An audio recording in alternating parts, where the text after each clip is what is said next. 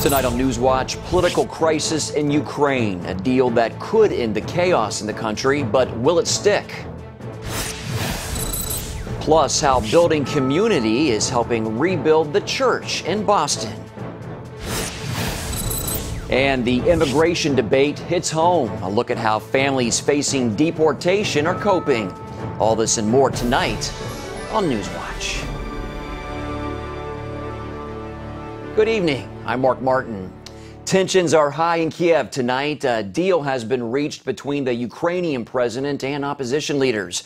Its goal is to bring an end to the months-long protests that have become violent and deadly. But some demonstrators say the deal doesn't go far enough, and they aren't going anywhere yet. Gary Lane has more in tonight's top story. This was the scene in central Kiev Thursday. Ukrainian turning against Ukrainian. Federal troops opening fire on peaceful protesters. And this was the scene less than 24 hours later. A man sweeps the street while protesters stand peacefully on Independence Square.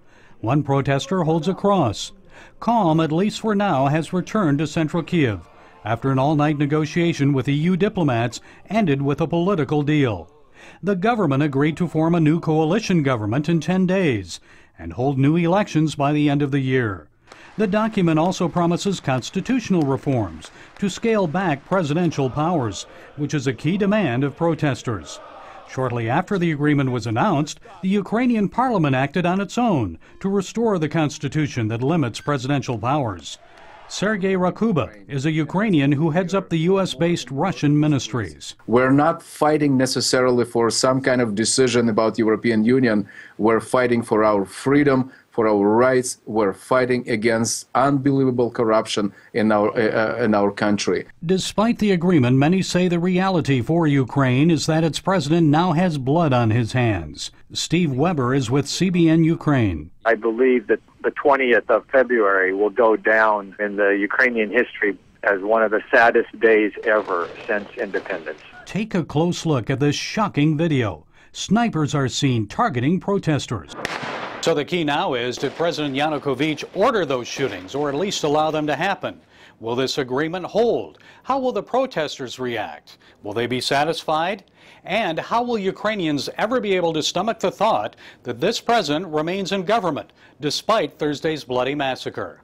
Ukrainian Christian leaders are calling for prayer. That God will bring restoration, reconciliation, but also equip the church to bring in practical ministry so that the nation will get healed and the church will play the important role in the healing process. Gary Lane, CBN News. Our senior international correspondent George Thomas is en route to Ukraine. Before he left, he appeared on today's 700 Club. He tells CBN's Gordon Robertson that many protesters don't think today's deal and any concessions by the president are good enough. I was talking to my colleague who is on Independence Square this morning just a few minutes ago, and she said she was talking to a protester, and he said in essence to her, he said, this is just another piece of paper. We will not leave the barricades until Viktor Yanukovych steps down. Look, this is a man who, according to this protester, has blood on his hands.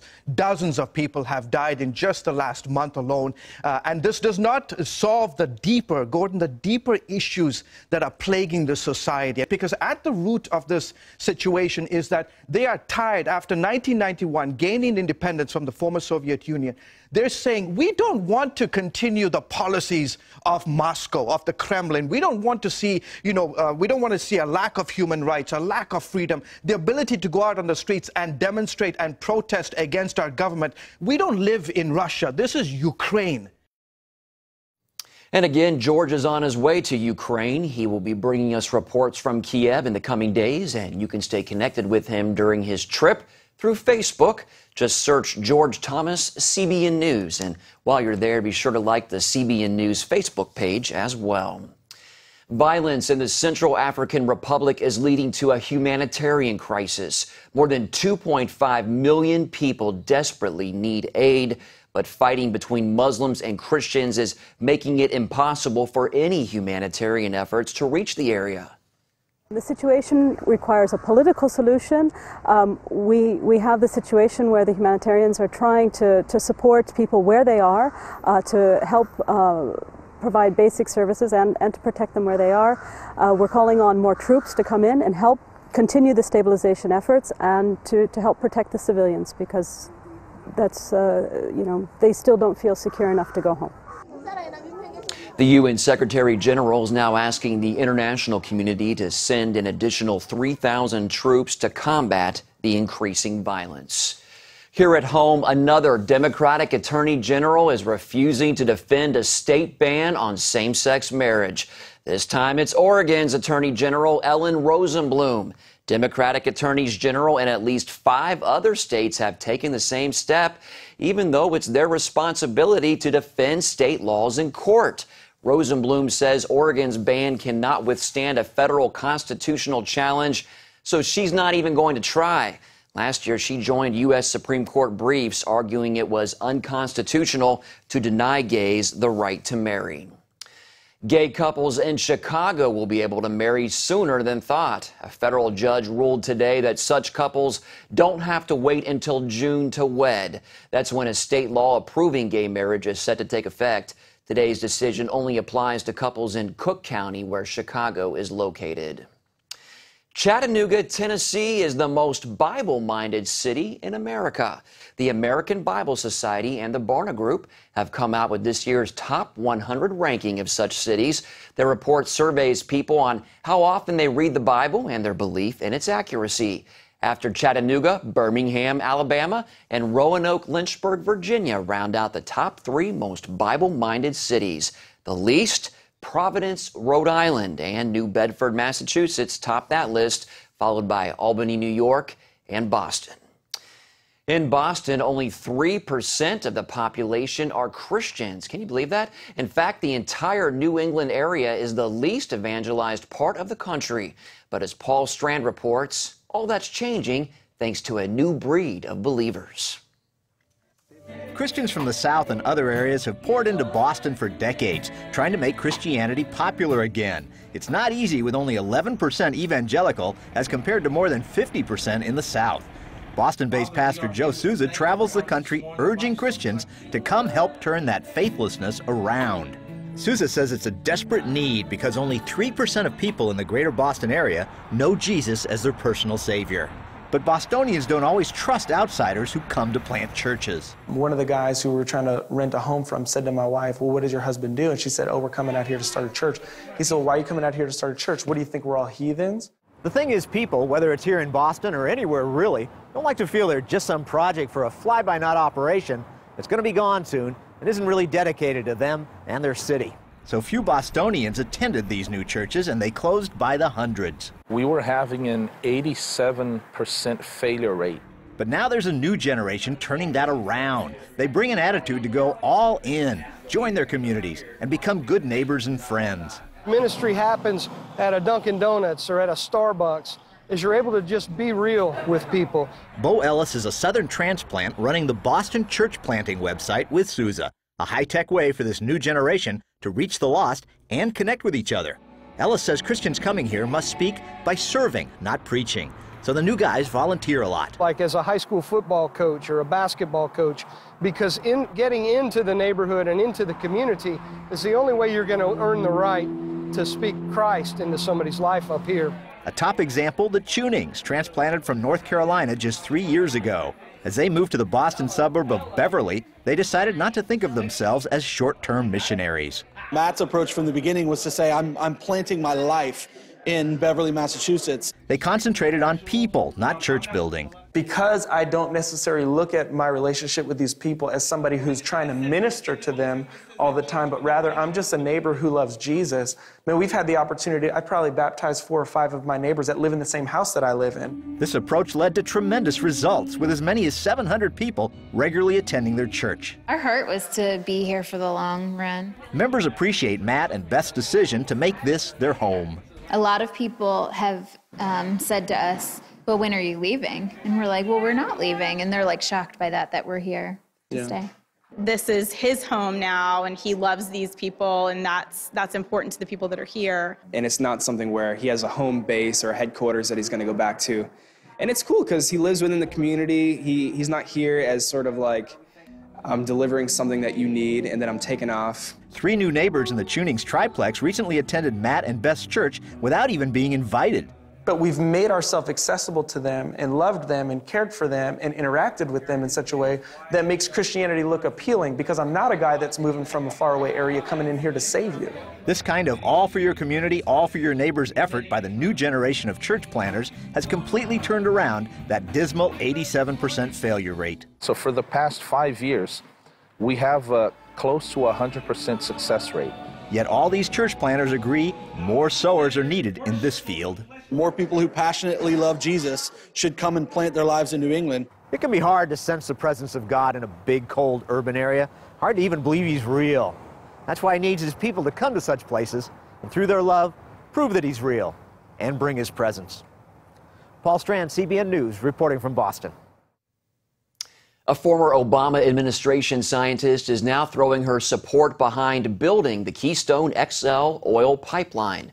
Marcia McNutt headed the U.S. Geological Survey under President Obama from 2009 through 2013. She's now the top editor of Science magazine. And in an op-ed, she argues the pipeline would not worsen greenhouse gas emissions and would be less damaging to the environment than other forms of transporting oil like rail and trucks. McNutt is just the latest former administration official to back the pipeline. Former Interior Secretary Ken Salazar announced his support earlier this month. Even so, building the pipeline will still be an uphill battle. Just this week, a county judge in Nebraska struck down a law giving the pipeline the green light to proceed through that state. Coming up, a look at the different ways different cities are working to fight urban blight. 2 western states are considering cracking down on smokers by raising the tobacco age to 21. This week, lawmakers in Utah and Colorado voted favorably on proposals to treat tobacco like alcohol. New research on how many smokers start the habit as teenagers prompted the legal push. Both proposals face several more votes before they would become law. The journal Annals of Internal Medicine reports 9 out of 10 daily smokers in the U.S. have their first cigarette by the time they turn 18. Financial problems in many cities across the nation are taking a toll on basic infrastructure and property values. Many places cannot rely on government to help fix their issues, so residents in some communities are taking it upon themselves, using creative ways to combat urban blight. Andrea Garrett has that story. All over America, old buildings are falling apart, often because of neglect or lack of economic support. These abandoned buildings are a magnet for crime, and that causes property values to plummet. A recent study found that in the last decade, there was a dramatic increase in the number of vacant houses and apartments across the nation. Cities like Baltimore, Cleveland, and Detroit saw significant population declines. Some of these cities waited for someone to come and solve their problems for them. That day is no longer with us. Since 2010, 8 cities and towns have filed for bankruptcy. The economic crisis has led residents to join forces to find creative ways to rescue and rebuild their communities. My friend and I had this idea, well, why don't we just grow food in the city? Seems like a really easy plan, right? From that idea grew Boone Street Farm, an urban garden in a rundown East Baltimore neighborhood. Residents were skeptical at first, but with time, the garden has brought a sense of community pride and engagement. I've definitely had a lot more positive responses from people just walking by and saying, like, thank you. Similar urban gardens are popping up around the nation, but that's not the only way cities are rebuilding. Some places are starting with a clean slate. Detroit recently received $52 million to combat blight, and a big part of that is going to tearing down abandoned buildings. But that's just the first step. This takes long-term commitment of capital, of knowledge, and certainly of community will. Other cities have started art projects involving children and youth, fostering a sense of ownership, pride, and love for their cities. Andrea Garrett, CBN News. Up next, as the immigration debate wages on, a look at how deportation is becoming a reality for many families. Behind the scenes of the immigration debate are the faces of real people, including children who have lost their parents because they've been deported. In tonight's Focus Report, Heather Sells travels to Miami to learn more about these kids who are facing life alone. I think almost every month we have a family that's facing the deportation of a family member. Pastor Obed Aregi finds himself working in continual crisis mode.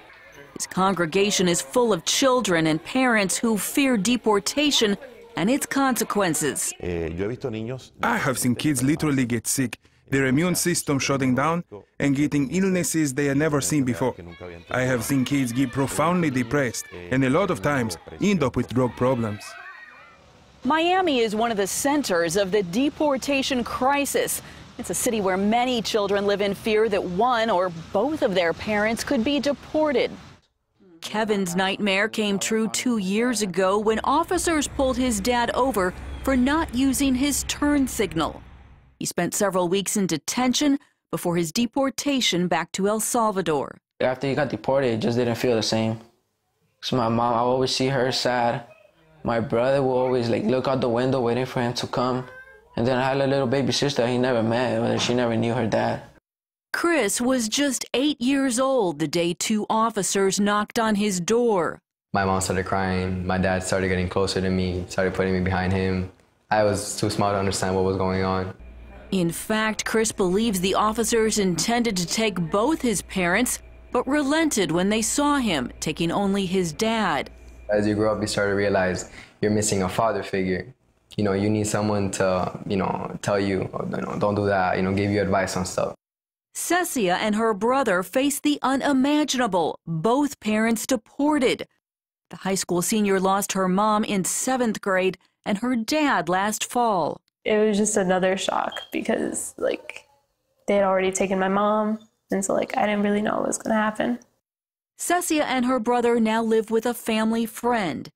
For all these families, the pain of separation is profound, difficult to explain, and the task of reuniting can be equally challenging. Kevin's father originally planned to bring the family back to El Salvador, but decided against it after witnessing the growing gang violence there. Chris's dad tried to re-enter legally, but has struggled with illness and paperwork.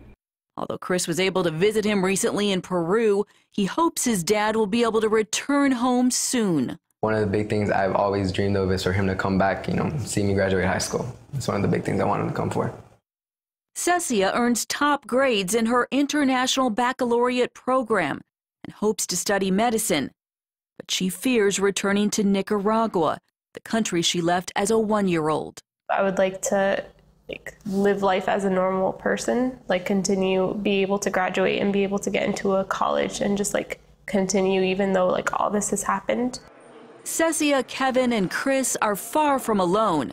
The Obama administration has deported close to 2 million illegal immigrants, including hundreds of thousands of parents. What I hear a lot is that people don't believe that the government is actually deporting parents and separating families, that they just can't imagine that it's happening to the extent that it is. Advocate Wendy Cervantes says deportation is just off the radar for many unaffected by it. It's hard to fathom because it's really so horrible and it so runs contrary to our American family values. Her recent work documents children suffering from post-traumatic stress disorder symptoms following a parent's deportation. Other studies show a decline in physical health and education. I think that children have been an afterthought in immigration reform, even though they're the ones who have the most at stake. Opponents contend that children of illegal immigrants should not be used as human shields to protect parents from deportation, though there's some bipartisan movement on Capitol Hill around concern for the children. The Obama administration has stopped their deportation, and further protection could be on the way. Pastor Obed fervently prays for reform. He acknowledges that entering the country illegally is unbiblical, but he hopes compassion will lead to a fair way for families to stay. I've asked around the congregation and the families are willing to pay anything. If the fines were $10,000, they're willing to pay it. We're talking about a family willing to work for many years to pay whatever the government asks for, as long as they don't have to go back to their home country. In the meantime, the new normal for Kevin is life without Dad. He says sports keep him going, and the daily phone call his mom receives from his poppy. It's not like they got divorced or anything. So it's still that hope and faith that they're going to get back together and we're all going to get back together. Reporting in Miami, Heather Sells, CBN News. Up next, how this man plans to use sunlight and sails to help the homeless in his community. Finally tonight, meet a man who is turning to natural resources and recycling to help the homeless in his city. Lee Kirsch is an Oregon architect whose inflatable homeless shelter has won him national recognition. It's not the first of its kind, but definitely the most innovative so far. Kirsch's prototype is a portable and inflatable shelter. It uses triangular panels to convert sunlight into heat to keep the occupants warm. And in keeping with the theme of making use of resources at hand, Kirsch's business associate determined the shelters can be made from discarded sails, an ideal arrangement for a region popular with boating enthusiasts. They bought 20 of these things. How wonderful would that be that you could create a camp, have a wonderful heat source, the sun, allow people to use these. Kirsch hopes his design will be a useful shelter for the homeless of Eugene, Oregon. Well, good for him. That's a creative guy there. That's all for this edition of NewsWatch. Thanks for watching and have a great weekend.